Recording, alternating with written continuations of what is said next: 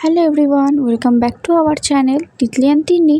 কেমন আছেন সবাই? আশা করছি সবাই ভালো আছেন। এখন সকাল 10টার মতো বাজে। তিতলিকে স্কুলে পাঠিয়ে দিয়েছি, আর একটু বাইরে এসে দেখছিলাম আজকে সকাল সকালই অনেক রোদ উঠে গেছে, একেবারে কড়া রোদ। আর এই যে ঘরে এখন তিন্নি খেলছে, সাথে একটু জেদও করছে, কেননা ওকে বাইরে যেতে দিচ্ছি না জন্য, শুধু বাইরে যাওয়ার জন্যই জেদ করছিল। এখন বাইরে গেলেই শরীরটা খারাপ করবে, রোদটা এতটাই কড়া। তো চলে আসলাম আবার রান্নাঘরে।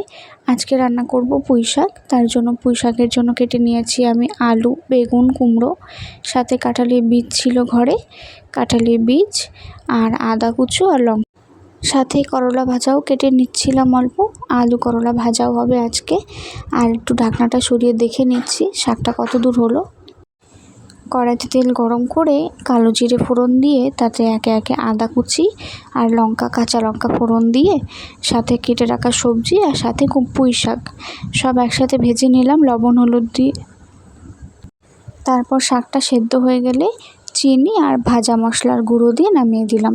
এই যে আমাদের রেডি শাক। আর এখন সময়টা হলো বিকেলবেলা।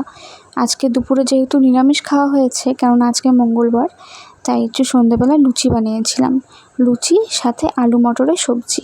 এই যে লুচিগুলোকেও ভেজে নিচ্ছি এক এক করে। আর লুচিগুলো দেখতেও হচ্ছিল বেশ ফুলকো ফুলকো লুচি। এরকম লুচি হলে তো সবারই খেতে ভালো লাগে। তিতলির পাপার, আমার সবারই লুচি খেতে পছন্দ। আর এই যে লুচিটা রেডিও করে নিলাম তিতলির জন্যে। ওর পাপার একটু আসতে লেট হবে আজ, তাই আজকে ওকে আগে দিয়ে দিলাম। এই যে ওকে দিয়ে দিলাম লুচি। খেয়ে তো ওর খুবই ভালো লেগেছে। এই যে খেয়ে নিচ্ছে এখন। আর আমি একটু রেডি করে নিচ্ছিলাম একটা পটে আম গাছ আর একটি পটে জাম গাছ, কেননা ও স্কুলে নিয়ে যেতে হবে। তো আমি এই দুটো চারা দিয়ে রেডি করে দিলাম, কালকে ও স্কুলে নিয়ে যাবে। তো আজকের ভিডিওটি এ পর্যন্তই। ভিডিওটি ভালো লাগলে অবশ্যই একটি লাইক, কমেন্ট, শেয়ার করবেন। দেখার জন্য ধন্যবাদ।